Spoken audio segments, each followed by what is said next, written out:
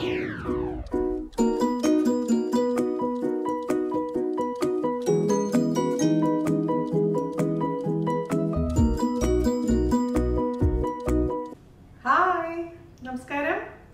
എന്തൊക്കെയുണ്ട് വിശേഷങ്ങൾ?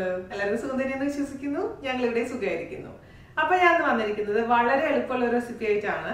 അതായത് ഗീ റൈസ്, നമ്മുടെ നെയ്ച്ചോറിന്റെ വീഡിയോ ഓൾറെഡി ഞാൻ പോസ്റ്റ് ചെയ്തിട്ടുണ്ട്. അതായത് നമ്മൾ കുക്കറിൽ തയ്യാറാക്കാൻ പറ്റുന്ന ഈസി ആയിട്ടുള്ള ഗീ റൈസ്. പക്ഷെ കുറെ പേർക്ക് ഒരു പേടിയാ, കുക്കറിൽ തയ്യാറാക്കുമ്പോൾ അത് കൂടുതൽ വെന്ത് പോവോ അല്ലെങ്കിൽ വേവ് കുറവായിരിക്കുമോ എന്നുള്ളൊരു ടെൻഷനുണ്ട്. ഇന്നത്തെ ഗീ റൈസിന്റെ പ്രത്യേകത എന്ന് വെച്ചാൽ ഒരു ടെൻഷനും ഇല്ലാണ്ട് കുഞ്ഞു കുട്ടികൾക്ക് പോലും തയ്യാറാക്കാൻ പറ്റുന്ന ദം ചെയ്തിട്ടുള്ള ഗീ റൈസ് ആണ്. അപ്പൊ എല്ലാവരും തയ്യാറാക്കി നോക്കുക. അതിന്റെ കൂട്ടത്തിൽ കൂടെ ഞാൻ എങ്ങനെയാണ് നല്ല ക്രിസ്പി ആയിട്ടുള്ള, അതേസമയം നല്ല ഗോൾഡൻ കളറിലിരിക്കുന്ന ബിസ്ത, അതായത് സവാള ഫ്രൈ ചെയ്യുന്നതിന്റെ റെസിപ്പി ഞാൻ പറഞ്ഞു തന്നിട്ടുണ്ട്. അതുപോലെ തന്നെ നമ്മുടെ പൈനാപ്പിൾ ഡയറ്റയുടെ റെസിപ്പി ഞാൻ പറഞ്ഞു തന്നിട്ടുണ്ട്. അപ്പൊ വീഡിയോ കംപ്ലീറ്റ് കാണാൻ മറക്കരുത്. അപ്പൊ വീഡിയോ ഇഷ്ടമായിട്ട് നിങ്ങൾ എന്ത് ചെയ്യണം? മാക്സിമം ഷെയർ ചെയ്യുക, നമ്മളൊന്ന് സപ്പോർട്ട് ചെയ്യാം. അപ്പൊ ഒട്ടും താമസിച്ചിട്ട് നമുക്ക് എങ്ങനെയാണ് രുചികരമായിട്ടുള്ള ദം ഗീ റൈസ് തയ്യാറാക്കാം എന്ന് നോക്കിയിട്ട് വരാം. ഓക്കെ, അപ്പോൾ നമുക്ക് ദം ചെയ്യുന്ന ഈസി ആയിട്ട് നമുക്ക് തയ്യാറാക്കാൻ പറ്റുന്ന ഗീ റൈസിന്റെ റെസിപ്പിയാണ് ഞാൻ കൊണ്ടുവന്നിരിക്കുന്നത്. അപ്പൊ അതിനുവേണ്ടി ഞാനിവിടെ 2 ഗ്ലാസ് 250 ml ഗ്ലാസ്സിലാണ് ഞാൻ എടുത്തിരിക്കുന്നത്. അതേസമയം നിങ്ങളുടെ കയ്യിലുള്ള ഏത് ഗ്ലാസ് ആണോ ആ ഗ്ലാസ്സിൽ 2 ഗ്ലാസ് അരി എടുക്കുക. ഇതിപ്പോൾ ഞാനിവിടെ എടുത്തിരിക്കുന്നത് ജീരകശാല അരിയാണ്. ജീരകശാല അരിയാണ് ഏറ്റവും ബെസ്റ്റ്. പക്ഷേ നിങ്ങൾക്ക് ഇപ്പോൾ ജീരകശാല അരി ഇല്ലെങ്കിൽ നിങ്ങളുടെ അടുത്തുള്ള ബസ്മതി റൈസ് ആയാലും എടുക്കാം. ആദ്യം തന്നെ നന്നായിട്ട് വാഷ് ചെയ്തു. അതിനുശേഷം 20 മിനിറ്റ് വെള്ളത്തിലിട്ട് വെച്ചു. അതിനുശേഷം എടുത്തു വെച്ചിരിക്കുന്ന ഒട്ടും തന്നെ വെള്ളമില്ലാത്ത അരിയാണിത്. ഞാനിവിടെ ഉപയോഗിച്ചിരിക്കുന്നത് റോസ് എന്ന ബ്രാൻഡാണ് കേട്ടോ. ആദ്യം തന്നെ ഇതിലേക്ക് വേണ്ടിയിട്ടുള്ള ബിസ്ത, അതായത് നമ്മുടെ സവാള പൊരിക്കണം. സവാള പൊരിക്കാൻ വേണ്ടി ഞാനിവിടെ 2 സവാളയാണ് നൈസാക്കി അരിഞ്ഞു വെച്ചിരിക്കുന്നത്. പെട്ടെന്ന് പൊരിഞ്ഞു കിട്ടാൻ വേണ്ടിയിട്ട്, അതേസമയം നല്ല ക്രിസ്പി ആയി കിട്ടാൻ വേണ്ടിയിട്ട് ഒരു സൂത്രപ്പണിയുണ്ട്. അതായത് ഇതിലോട്ട് ഒരല്പം ഉപ്പും ഒരല്പം പഞ്ചസാരയും കൂടെ ചേർത്ത് നന്നായിട്ട് അങ്ങ് മിക്സ് ചെയ്ത് വെക്കുക. അപ്പോൾ ഒരുപാട് ഉപ്പും ഒരുപാട് പഞ്ചസാരയൊന്നും വേണ്ട. ഒരു നുള്ളു ഉപ്പിട്ട് കൊടുക്കുക, മിക്സ് ചെയ്ത് കൊടുക്കുക. അതുപോലെ തന്നെ ഒരല്പം പഞ്ചസാര ഇട്ട് അങ്ങ് മിക്സ് ചെയ്യുക. പിന്നെ ഇതൊക്കെ പൊരിക്കുന്ന സമയത്ത് ഞാൻ എപ്പോഴും പറയാറുണ്ട്, നമ്മുടെ ഓയിലിന്റെ ചൂട് എപ്പോഴും മീഡിയം ആയിരിക്കണം. തീരെ കുറഞ്ഞ ചൂടുള്ള സമയത്ത് ഇടുകയാണെങ്കിൽ എണ്ണ ഒരുപാട് അങ്ങ് വലിച്ചു കുടിക്കും. അതേപോലെ തന്നെ നല്ല ചൂടുള്ള സമയത്ത് ഇടുകയാണെങ്കിൽ പെട്ടെന്ന് തന്നെ കരിഞ്ഞു പോകും. അപ്പൊ മീഡിയം ചൂടായിരിക്കുന്ന എണ്ണയിലോട്ടാണ് നമ്മൾ ഇതിട്ടങ്ങ് പൊരിച്ചെടുക്കേണ്ടത് കേട്ടോ.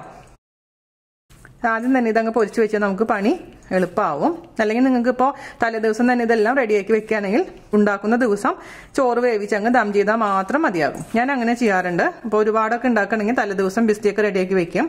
അതുപോലെ തന്നെ കിസ്മിസും അണ്ടിപ്പരിപ്പും ഒക്കെ ഫ്രൈ ചെയ്ത് വെക്കും. അപ്പൊ നമുക്ക് വറക്കാൻ വേണ്ടിയിട്ട് ഒരു കടായി അടുപ്പത്ത് വെക്കുക. അതിലോട്ട് ഓയിൽ ഒഴിച്ചു കൊടുക്കുക കേട്ടോ. അതിലേക്ക് ഞാൻ 1 ടേബിൾ സ്പൂൺ നെയ്യ് ഒഴിച്ചു കൊടുക്കുന്നുണ്ട്. അപ്പൊ നെയ്യിൽ വറക്കാൻ പറ്റുന്നത് ഏറ്റവും ബെസ്റ്റാണ്. പക്ഷെ നെയ്യ് മാത്രം ഇതിൽ വറക്കാൻ ശരിയാവാത്തത് കൊണ്ട്, അതായത് അത്രയും എല്ലാവർക്കും നടക്കാത്തൊരു കാര്യമായതുകൊണ്ട് ഞാൻ ഓയിലും നെയ്യും ചേർക്കുന്നുണ്ടെന്ന് മാത്രം. 1 ടേബിൾ സ്പൂൺ നെയ്യ് ഒഴിച്ചു കൊടുത്തിട്ടുണ്ട്. മീഡിയം ചൂടാവുന്ന വരെ നമുക്ക് വെയിറ്റ് ചെയ്യാം. പിന്നെ ഇതിലോട്ട് ഇട്ട് കൊടുക്കാം കേട്ടോ മൊത്തത്തിൽ. എന്നിട്ട് ഈ പറഞ്ഞ പോലെ ഇടയ്ക്കിടയ്ക്ക് ഇളക്കി കൊടുക്കാം. മീഡിയം ഫ്ലെയിമിൽ നല്ല ഗോൾഡ് കളർ ആവുന്ന വരെ അങ്ങ് ഫ്രൈ ചെയ്തെടുക്കാം.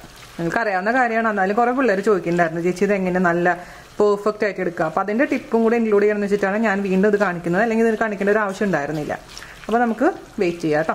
ഇടയ്ക്ക് ഇതൊന്ന് ഇളക്കി കൊടുത്തോളൂ കേട്ടോ. അല്ലെങ്കിൽ താഴത്തെ ഭാഗത്ത് പെട്ടെന്ന് ബ്രൗൺ കളർ ആവും, മേലത്തെ ഭാഗം ആവില്ല. അപ്പൊ ശ്രദ്ധിക്കും. പിന്നെ മാത്രമല്ല, ഇത് നമ്മൾ നല്ല നൈസാക്കി അരിയാൻ ശ്രദ്ധിക്കണേ ഈ സവാള. ഇപ്പൊ ഒരു 10 മിനിറ്റ് ആയിട്ടുണ്ട് കേട്ടോ മീഡിയം തീയില്. ഇതിന് ക്ഷമ വേണം, അതുകൊണ്ടാണ് ഞാൻ എടുത്ത് പറയുന്നത്. അപ്പൊ നമ്മുടെ സവാള ചെറിയ ഗോൾഡ് കളർ ആയിട്ടുണ്ട്. നമുക്കിനി അങ്ങ് കോരി മാറ്റി ഒരു അരിപ്പയിലോട്ടോ അല്ലെങ്കിൽ കിച്ചൺ ഡിഷിലോട്ടോ മാറ്റാം. ഈ ഒരു സമയത്ത് മാറ്റണേ. പുറത്തിരിക്കുമ്പോൾ തന്നെ നല്ല കളർ മാറ്റം വരും, കുറച്ചും കൂടി ഡാർക്ക് ആവും. അല്ലെങ്കിൽ അങ്ങ് കരിഞ്ഞ പോലെ കഴിഞ്ഞാൽ പിന്നെ കാണാനും ഭംഗിയുണ്ടാവില്ല, ടേസ്റ്റും നന്നായിട്ടുണ്ടാവില്ല. അതുകൊണ്ട് ഈ സമയത്ത് നമുക്ക് ഒരു 12 മിനിറ്റാണ് എനിക്ക് എടുത്തിരിക്കുന്നത്. പിന്നെ ഓരോ അടുപ്പനുസരിച്ച് മാറ്റം വരെ, അതെപ്പോഴും ശ്രദ്ധിക്കണം. ഇത് കണ്ടില്ലേ, നല്ല കളർ വന്നിട്ടുണ്ട്. കരിഞ്ഞിട്ടുമില്ല, നല്ല ഗോൾഡ് കളർ എന്ന് പറഞ്ഞാൽ അതേപോലെ ആയിട്ടുണ്ട്. ഇനി കുറച്ചും കൂടി ഇരിക്കുമ്പോൾ നല്ല ക്രിസ്പി ആവും. അതിന് ചൂടാറിയതിനു ശേഷം നമുക്കൊരു സിപ്ലോക്ക് കവറിലോ അല്ലെങ്കിൽ ഒരു പാത്രത്തിൽ വെച്ച് അടച്ചു വെക്കുകയോ ചെയ്യാം, തലേദിവസമൊക്കെ ഉണ്ടാക്കി വെക്കുകയാണെങ്കിൽ കേട്ടോ. അപ്പൊ ഞാനിത് മാറ്റി വെക്കട്ടെ. ഇനി നമുക്ക് എന്താ ചെയ്യേണ്ടതെന്ന് വെച്ച് കഴിഞ്ഞാൽ സെയിം എണ്ണയിൽ തന്നെ ഞാൻ കുറച്ച് അണ്ടിപ്പരിപ്പും അതുപോലെ തന്നെ കിസ്മിസും ഫ്രൈ ചെയ്തെടുക്കാൻ പോവുകയാണ്. പക്ഷെ നമ്മൾ എപ്പോഴും ചൂട് കുറയ്ക്കണം. കാരണം മീഡിയം ഫ്ലെയിമിൽ തന്നെ ഇടുകയാണെങ്കിൽ പെട്ടെന്ന് തന്നെ അണ്ടിപ്പരിപ്പ് ഇട്ട സമയത്ത് തന്നെ അണ്ടിപ്പരിപ്പ് അങ്ങ് കരിഞ്ഞു പോകാനുള്ള ചാൻസ് ഉണ്ട്. അതുകൊണ്ട് തീ കുറച്ചൊന്ന് കുറയ്ക്കണം. അപ്പോൾ ലോ ഫ്ലെയിമിലോട്ട് നമുക്ക് തീ മാറ്റണം കേട്ടോ. എന്നിട്ട് അണ്ടിപ്പരിപ്പ് ആദ്യം ഫ്രൈ ചെയ്തെടുക്കുക. പിന്നെ അതിനെ അതേ സെയിം എണ്ണയിൽ തന്നെ നമുക്ക് കിസ്മിസും ഫ്രൈ ചെയ്തെടുക്കാം. നമ്മുടെ എണ്ണയിലോട്ട് ഒരു 10-15 എത്ര നിങ്ങളുടെ കയ്യിലുള്ള അണ്ടിപ്പരിപ്പിന്റെ എണ്ണ അനുസരിച്ച് ഒന്ന് ജസ്റ്റ് ഒന്ന് 2 പീസാക്കിയതിന് ശേഷം ഇട്ട് കൊടുക്കാം. അല്ലെങ്കിൽ നിങ്ങൾക്ക് തനിയെ നെയ്യിൽ മാത്രം വേണമെങ്കിൽ വറുത്തെടുക്കാം കേട്ടോ. എങ്ങനെയാണ് കുഴപ്പമൊന്നുമില്ല. പക്ഷെ ഞാൻ പിന്നെ ഈ ഇത് കളയണ്ടല്ലോ എന്ന് വെച്ചിട്ടാണ് ഈ എണ്ണയിൽ തന്നെ വറുക്കുന്നത്. ഇതിൽ കുറച്ച് നെയ്യിന്റെ അംശം ഉണ്ടല്ലോ. ചെറിയൊരു ഗോൾഡ് കളർ ആവുന്ന സമയത്ത് നമുക്ക് അങ്ങ് കോരി മാറ്റി വെക്കാം. അതേപോലെ തന്നെ നേരത്തെ ഞാൻ പറഞ്ഞ പോലെ തന്നെ ചെറിയൊരു കളർ മാറ്റം വരുമ്പോൾ തന്നെ എടുക്കണം, അല്ലെങ്കിൽ അതങ്ങ് കരിഞ്ഞു പോകും. ഇതിന്റെ കളർ മാറിക്കഴിഞ്ഞാൽ തന്നെ പിന്നെ കാണാനും ഭംഗിയുണ്ടാവില്ല, ഒരു കൈപ്പരസം വരും ചെയ്യും കരിഞ്ഞു കഴിഞ്ഞാൽ. അപ്പൊ പെട്ടെന്ന് കാര്യങ്ങൾ ചെയ്യണം കേട്ടോ. ഓക്കെ, ഇനി ഇതിൽ തന്നെ കുറച്ച് കിസ്മിസ് ഇട്ട് കൊടുക്കാം നമുക്ക്. അത് വീർത്ത് വരുമ്പോൾ അതും കോരി മാറ്റി ഒരു കിച്ചൺ ടിഷ്യൂലോട്ട് മാറ്റാം, കോരി മാറ്റാം. അപ്പൊ ഞാനിവിടെ ഒരു വലിയ കടായിൽ അത്യാവശ്യം 3/4 ഭാഗത്തോളം വെള്ളം ഒഴിച്ചിട്ട്, അപ്പൊ ഞാനിവിടെ എടുത്തിരിക്കുന്ന വെള്ളത്തിന്റെ അളവ് 17 ഗ്ലാസ് ആണ് കേട്ടോ. 17 ഗ്ലാസ് ഒന്നും നിർബന്ധമൊന്നുമില്ല, കുറച്ച് അധികം വെള്ളം ഉണ്ടാവണമെന്നേ ഉള്ളൂ. നമ്മളിപ്പോ 2 ഗ്ലാസ് അരിയൊക്കെ വെക്കുമ്പോൾ കുഴഞ്ഞു പോകാൻ പാടില്ല. അത്യാവശ്യം വെള്ളത്തിൽ അവർക്ക് സമാധാനമായിട്ടൊന്ന് തിളയ്ക്കാനുള്ള സ്ഥലം കൊടുക്കുക, അത്ര ഉദ്ദേശിച്ചിട്ടുള്ളൂ. അപ്പൊ ഇവിടെ ഞാൻ എടുത്തിരിക്കുന്നത് നിങ്ങൾക്കൊരു അറിയാൻ വേണ്ടി മാത്രം പറഞ്ഞതാണ് 17 ഗ്ലാസ് എന്നുള്ളൊരു അളവ് കേട്ടോ. ഇനി ഈ വെള്ളത്തിലോട്ട് നമുക്ക് ചേർത്ത് കൊടുക്കേണ്ടത് എന്താണെന്ന് വെച്ച് കഴിഞ്ഞാല് ഒരു ചെറിയ കഷ്ണം പട്ടേനെ 2-3 കഷ്ണമായിട്ട് മുറിച്ചത്, അതുപോലെ തന്നെ 2 ഏലക്കായ, 3-4 ഗ്രാമ്പൂ, ഒരു 10 കുരുമുളക് ഇടുന്നുണ്ട്. കുരുമുളക് നിർബന്ധമൊന്നുമില്ല, കുരുമുളക് ഇട്ട് കഴിഞ്ഞാൽ കുറച്ചും കൂടെ നല്ലൊരു ഫ്ലേവർ വരും. അതുപോലെ തന്നെ ഞാൻ എനിക്ക് ചേർത്ത് കൊടുക്കാൻ പോകുന്നത് കുറച്ച് സാജീരകമാണ്. സാജീരകം ഉണ്ടെങ്കിൽ ഇടാം, ഇല്ലെങ്കിൽ ഒഴിവാക്കാം, കുഴപ്പമൊന്നുമില്ല. ഒരു നുള്ള് സാജീര, അല്ലെങ്കിൽ നമ്മൾ കേക്ക് ജീരകം എന്നൊക്കെ പറയും. ഇതില്ലെങ്കിൽ ചിലർ പെരിഞ്ജീരകം ഇടാറുണ്ട്. അപ്പൊ നിങ്ങളുടെ ഇഷ്ടത്തിനനുസരിച്ച് അത് മാറ്റം വരുത്തിക്കോളൂ. ഇനി ഞാൻ ഇതിലേക്ക് ചേർത്ത് കൊടുക്കാൻ പോകുന്ന ഉപ്പാണ്. ഞാൻ ഉപ്പിന്റെ അളവ് കറക്റ്റ് പറഞ്ഞുതരാം കേട്ടോ. പിന്നെ വെള്ളത്തിന്റെ അളവ് അനുസരിച്ച് ഉപ്പിന്റെ അളവിൽ മാറ്റം വരും. പക്ഷെ നിങ്ങൾ ശ്രദ്ധിക്കേണ്ട കാര്യം എന്താണെന്ന് വെച്ച് കഴിഞ്ഞാൽ ഒന്ന് ടേസ്റ്റ് ചെയ്ത് നോക്കുമ്പോൾ ഉപ്പ് അല്പം മുന്നോട്ട് നിൽക്കണം. ഉപ്പില്ലെങ്കിൽ ടേസ്റ്റ് ഉണ്ടാവില്ല. പിന്നെ നമ്മൾ ഉപ്പ് പിന്നെ അഡ്ജസ്റ്റ് ചെയ്യാനൊക്കെ നിൽക്കണം. അപ്പൊ ആദ്യമേ തന്നെ നമ്മൾ വേവിക്കുന്ന സമയത്ത് കറക്റ്റ് ഉപ്പ് ഇട്ടിട്ടുണ്ടെങ്കിൽ തന്നെ നമുക്ക് റെഡി ആയി കിട്ടും. അപ്പോൾ ഞാൻ ഈ വെള്ളത്തിൽ ഉപയോഗിക്കുന്ന ഉപ്പിന്റെ അളവ് പറഞ്ഞുതരാം. ടീസ്പൂൺ കണക്കാണ് കേട്ടോ. നന്നായി മിക്സ് ചെയ്യുക, അതിനുശേഷം ഒന്ന് ടേസ്റ്റ് ചെയ്യുക. നന്നായി തിളയ്ക്കണം കേട്ടോ. ഈ നമ്മൾ ഇട്ടിരിക്കുന്ന എല്ലാത്തിൻ്റെയും ഫ്ലേവർ ഇതിലോട്ട് വെള്ളത്തിലോട്ട് ഇറങ്ങണം. അപ്പോൾ ഉപ്പ് നോക്കിയതിന് ശേഷം മാത്രം ഇതിലേക്ക് നെയ്യും വെളിച്ചെണ്ണ ഒഴിച്ചു കൊടുക്കാൻ പാടുള്ളൂ. എപ്പോഴും ശ്രദ്ധിക്കുക. കാരണം നെയ്യും വെളിച്ചെണ്ണ ഒഴിച്ചു കൊടുത്തതിന് ശേഷം ഉപ്പ് നോക്കിക്കഴിഞ്ഞാൽ നമുക്ക് ടേസ്റ്റ് മനസ്സിലാവില്ല. അത് എപ്പോഴും ശ്രദ്ധിക്കേണ്ട ഒരു കാര്യമാണ്. 3 ടീസ്പൂൺ ഉപ്പാണ് ഈ ഒരു വെള്ളത്തിന്റെ അളവനുസരിച്ച് ഞാൻ ചേർത്തിരിക്കുന്നത്, കറക്റ്റ് ആയിട്ടുണ്ട്. ഇനി ഇതിലോട്ട് ഞാൻ ചേർത്ത് കൊടുക്കാൻ പോകുന്നത് ഒരു വലിയ ടേബിൾ സ്പൂൺ നെയ്യ്, അതുപോലെ തന്നെ 1 ടീസ്പൂൺ വെളിച്ചെണ്ണ. എൻ്റെ ഒരു ഫ്രണ്ട് പറഞ്ഞതാണ്, ഇതേപോലെ ബിരിയാണി വെക്കുമ്പോഴും നെയ്ച്ചോറ് വെക്കുമ്പോഴൊക്കെ കാലിക്കറ്റ് സൈഡിലുള്ള, തലശ്ശേരി സൈഡിലുള്ള കുറെ പേര് വെളിച്ചെണ്ണയും കൂടെ ചേർക്കാറുണ്ടെന്നുള്ള കാര്യം. പ്രത്യേക ടേസ്റ്റാണ്. അപ്പൊ ഞാൻ കഴിഞ്ഞ പ്രാവശ്യം നെയ്ച്ചോറ് ഉണ്ടാക്കിയ സമയത്ത് അങ്ങനെ ഒന്ന് ചെയ്ത് നോക്കിയപ്പോൾ എനിക്ക് നല്ല ഇഷ്ടപ്പെട്ടു. അപ്പോൾ 1 ടേബിൾ സ്പൂൺ നെയ്യിലേക്ക് ഒഴിച്ചു കൊടുക്കട്ടെ കേട്ടോ. ചിലര് നെയ്യിൽ ആദ്യം ഒന്ന് വഴറ്റിയതിന് ശേഷം ഇടും, പക്ഷെ ഇതിന്റെ ആവശ്യമൊന്നുമില്ല. ഞാൻ 1 ടീസ്പൂൺ വെളിച്ചെണ്ണ ഒഴിച്ചിട്ടുണ്ട് കേട്ടോ. ഇനി ഈ വെള്ളം നന്നായിട്ട് അങ്ങ് വെട്ടി തിളക്കട്ടെ. ഞാൻ ഹൈ ഫ്ലെയിമിലാണ് തീ വെച്ചിരിക്കുന്നത്. നന്നായി തിളക്കട്ടെ. ഇത് നോക്കിയേ, ഇച്ചിരി ചൂടാറിയപ്പോഴേക്കും ക്രിസ്പിനെസ് നിങ്ങൾക്ക് ഫീൽ ചെയ്യുന്നുണ്ടോ? സൗണ്ട് കേൾക്കുന്നുണ്ടോ? ഇത്ര ക്രിസ്പി ആയിട്ട് മാറും. ഞാൻ പറഞ്ഞ പോയിന്റ്സ് ഒക്കെ വെച്ചിട്ട് ബിസ്ത ഉണ്ടാക്കി കഴിഞ്ഞാൽ ഇതുപോലെ ഇരിക്കും. ഇങ്ങനെയാണ് ഇരിക്കേണ്ടത് ശരിക്കും പറഞ്ഞാൽ. നല്ല ക്രിസ്പി ആയിട്ട് നമുക്ക് പൊടിച്ചിടാനൊക്കെ പറ്റുന്ന രീതിയിലുള്ള ബിസ്തയാണിത്. അപ്പോൾ ഇഷ്ടപ്പെട്ടിട്ടുണ്ടെങ്കിൽ എന്ത് ചെയ്യണം? ഷെയർ ചെയ്യാൻ മറക്കരുത്. അതുപോലെ തന്നെ ലൈക്ക് ചെയ്യാനും മറക്കരുത് വീഡിയോ കേട്ടോ. ബാക്കി നമുക്ക് കണ്ടിന്യൂ ചെയ്യാം. അപ്പൊ നമ്മുടെ വെള്ളം ഞാൻ അടപ്പ് മാറ്റിട്ടോ. ഈ മറ്റേ അടുപ്പിൽ വെച്ചിട്ട് തിളക്കണേ ഉണ്ടായിരുന്നില്ല. അപ്പൊ വലിയ അടുപ്പിലോട്ട് മാറ്റി വെച്ചിട്ടുണ്ടായിരുന്നു. ഇപ്പം വെള്ളം തിളയ്ക്കാൻ തുടങ്ങിയിട്ടുണ്ട്, നന്നായി തിളച്ചിട്ടുണ്ട്. ഇതിലോട്ട് നമ്മൾ വാഷ് ചെയ്ത് ഊറ്റി വെച്ചിരുന്ന അരി ഇട്ട് കൊടുക്കാം. നന്നായിട്ടൊന്ന് മിക്സ് ചെയ്ത് കൊടുക്കുക. ഇനി നമുക്കിതങ്ങ് വേവിച്ചെടുക്കാം. ഒരു 3/4 ഭാഗം വെന്താൽ മതിയാകും. ഞാൻ ബിരിയാണി ചെയ്യുമ്പോഴും പറയാറുണ്ട് 3/4 ഭാഗം വേവാവുന്നവരെ വെയിറ്റ് ചെയ്യാം. പിന്നെ വേറൊരു കാര്യം ഞാൻ പറയാൻ ആഗ്രഹിക്കുന്നത് വെച്ചാൽ, ഞാൻ ഉപയോഗിക്കുന്ന അരിയുടെ വേവിന്റെ ടൈമാണ് ഞാൻ പറയാൻ പോകുന്നത്. അത് 10 മിനിറ്റോ 12 മിനിറ്റോ എന്താ വെച്ചാൽ കറക്റ്റ് ഞാൻ പറഞ്ഞുതരാം. പക്ഷേ നിങ്ങൾ ഉപയോഗിക്കുന്ന ഓരോ ബ്രാൻഡ് അനുസരിച്ചും കുക്കിംഗ് ടൈം വ്യത്യാസം ഉണ്ടാവും കേട്ടോ. ഒരു 10 മിനിറ്റ് ആയിട്ടുണ്ട് കേട്ടോ. നമുക്ക് നോക്കാം. ബസ്മതി റൈസ് ഒരു 7 മിനിറ്റ് ഒക്കെ ആകുമ്പോൾ നോക്കിക്കോളൂ കേട്ടോ. ആയിട്ടുണ്ട്, ഒരു 3/4 ഭാഗം ആയിട്ടുണ്ട്. തൊട്ട് നോക്കുമ്പോൾ ഇങ്ങനെ പ്രസ് ആവണം, ഓവറായിട്ട് അലിഞ്ഞു പോകാൻ പാടില്ല.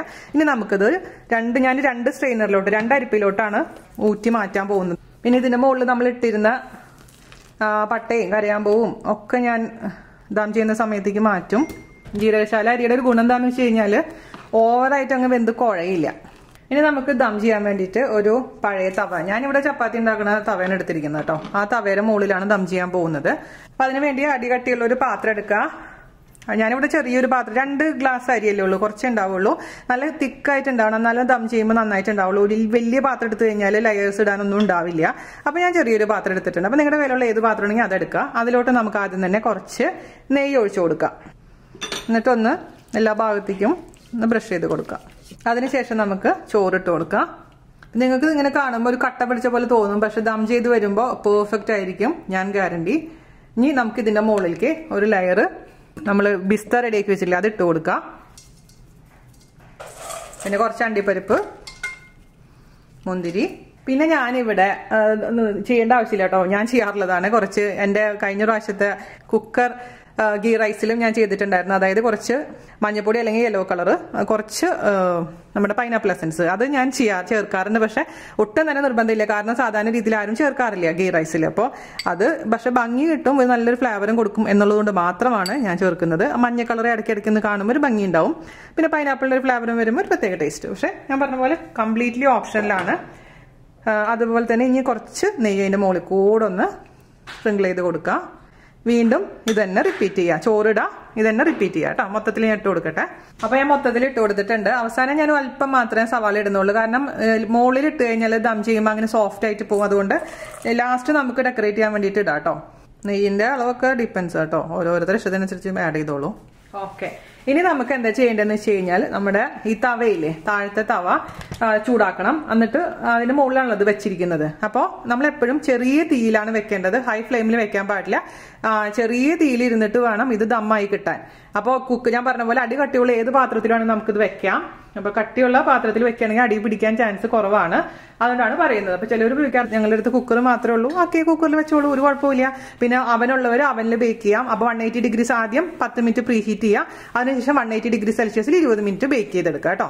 അപ്പൊ നമുക്കിത് അടച്ചു കൊടുക്കാം. എന്നിട്ട് 20 മിനിറ്റ് കഴിഞ്ഞിട്ട് നമുക്ക് ഓപ്പൺ ചെയ്ത് അങ്ങ് കഴിക്കാം. ഇതിന്റെ കൂടെ ചിക്കനോ നോൺ വെജ് കഴിക്കാത്തവരാണെങ്കിൽ സോയ വെച്ചിട്ടുള്ളതോ മഷ്റൂം വെച്ചിട്ടുള്ളതോ എന്ത് വേണമെങ്കിലും ചെയ്യാം. ഞാനിപ്പോൾ ഇതിന്റെ കൂടെ ഒന്ന് സെർവ് ചെയ്യാൻ പോകുന്നത് മഷ്റൂം റോസ്റ്റ് ആണ് കേട്ടോ. അങ്ങനെ 20 മിനിറ്റ് കഴിഞ്ഞിട്ടുണ്ട്. ചൂട് പറക്കുന്ന ഗീ റൈസ് റെഡി. ഓക്കെ, എല്ലാം വിട്ട് ഇങ്ങനെ, അതാണ് ഇങ്ങനെ ദം ചെയ്യുമ്പോൾ അരി കുറച്ചു നേരം കൂടുതൽ കുക്ക് ചെയ്തിട്ടുണ്ടെങ്കിൽ പോലും ദം ചെയ്യുമ്പോൾ ഇങ്ങനെ വിട്ട് നിൽക്കും. സൂപ്പർ ടേസ്റ്റ് ആയിട്ടുള്ള ഗീ റൈസ് ആണ്. ഇനി നമുക്ക് സെർവ് ചെയ്യുമ്പോൾ കുറച്ചും കൂടെ വേണമെങ്കിൽ ഇതിന്റെ മുകളിൽ കൂടെ നമ്മുടെ വറുത്ത് വെച്ചിരിക്കുന്ന സവാളയും അതുപോലെ തന്നെ കിസ്മിസും അണ്ടിപ്പരിപ്പ് ഇട്ടിട്ട് സെർവ് ചെയ്യാം. അപ്പൊ കുട്ടികളെ, നമ്മുടെ ഗീ റൈസ് ഞാൻ ഫോട്ടോ എല്ലാം എടുത്ത് കൊണ്ടുവന്നിട്ടുണ്ട്. ഞാൻ നേരത്തെ പറഞ്ഞ പോലെ അതിന്റെ കൂടെ സെർവ് ചെയ്യുന്നത് നല്ല സൂപ്പർ ടേസ്റ്റി ഈസി ആയിട്ടുള്ള നാടൻ മഷ്റൂം റോസ്റ്റ് ആണ്. അതുപോലെ തന്നെ പൈനാപ്പിൾ റൈത്ത. പൈനാപ്പിൾ റൈത്തയുടെ റെസിപ്പി ഒരുപാട് പേര് ചോദിക്കുന്നുണ്ടായിരുന്നു. പൈനാപ്പിൾ റൈത്ത എങ്ങനെ ചെയ്യുന്നത് ഞാൻ ജസ്റ്റ് പറഞ്ഞുതരാം. ഒന്നുമില്ല, വളരെ ചെറിയ കഷ്ണങ്ങളാക്കി പൈനാപ്പിൾ കുറച്ച് മുറിക്കുക. അതിനുശേഷം അതിലോട്ട് കുറച്ച് പച്ചമുളകും അതുപോലെ തന്നെ ഒരു ഇച്ചിരി സവാളയും ഉപ്പും കൂടി ഇട്ടിട്ട് തിരുമ്പി വെക്കുക. ഒരു 10 മിനിറ്റ് തിരുമ്പി വെച്ചതിന് ശേഷം വേറൊരു പാത്രത്തിൽ തൈര് ബീറ്റ് ചെയ്യുക, ഉപ്പിടുക, മിക്സ് ചെയ്യുക. ഇതും കൂടെ എല്ലാം കൂടി മിക്സ് ചെയ്ത് കഴിഞ്ഞാൽ നമ്മൾ പൈനാപ്പിൾ റൈത്ത റെഡി. പക്ഷെ ഒരു നുള്ള് എന്ത് ചേർക്കണം? പഞ്ചസാര കൂടെ ചേർത്ത് കഴിഞ്ഞാൽ വീണ ചേച്ചി സ്പെഷ്യൽ പൈനാപ്പിൾ റൈത്ത റെഡി. അത്രേ ഉള്ളൂ കേട്ടോ. അപ്പോൾ വളരെ ടേസ്റ്റി ആയിട്ടുള്ള നമ്മളെ ദം ബിരിയാണി തന്നെ വായിൽ വരുന്നത് ദം ഗീ റൈസ് റെഡി ആയിട്ടുണ്ട്. കണ്ടില്ലേ, ഓരോ റൈസും ഇങ്ങനെ വിട്ട് വന്നിട്ടുണ്ട്. നമ്മൾ ദം ചെയ്ത് കഴിഞ്ഞിട്ട് ഗുണമാണ്. ഇതിപ്പോ റെസ്റ്റോറന്റിനേക്കാളും കേമായി എന്ന് പറയാൻ എനിക്ക് ഒരു മടിയില്ല, കാരണം അത്രയും ടേസ്റ്റി ആയിട്ടുണ്ട്. ഉണ്ടാക്കാൻ വളരെ എളുപ്പമാണ്. അപ്പൊ ഞാൻ നിങ്ങൾക്ക് വേണ്ടി ഒരു വായ കഴിച്ചു നോക്കട്ടെ കേട്ടോ. അടിപൊളിയുണ്ട് കേട്ടോ. അപ്പൊ വീഡിയോ ഇഷ്ടമായിട്ടുണ്ടെങ്കിൽ എന്ത് ചെയ്യണം? ഷെയർ ചെയ്യണം, ലൈക്ക് ചെയ്യണം. അതുപോലെ തന്നെ സബ്സ്ക്രൈബ് ചെയ്യാത്തവർ ആരെങ്കിലും ഉണ്ടെങ്കിൽ സബ്സ്ക്രൈബ് ചെയ്യാനും മറക്കില്ല എന്ന് വിശ്വസിക്കുന്നു. എന്തായാലും ഷെയർ ആക്കി നോക്കിയ ശേഷം അഭിപ്രായം പറയാം. അപ്പൊ അടുത്ത അടിപൊളിയായിട്ടുള്ള റെസിപ്പി ആയിട്ട് വരുന്നവരെ നന്ദി, നമസ്കാരം. Thank you.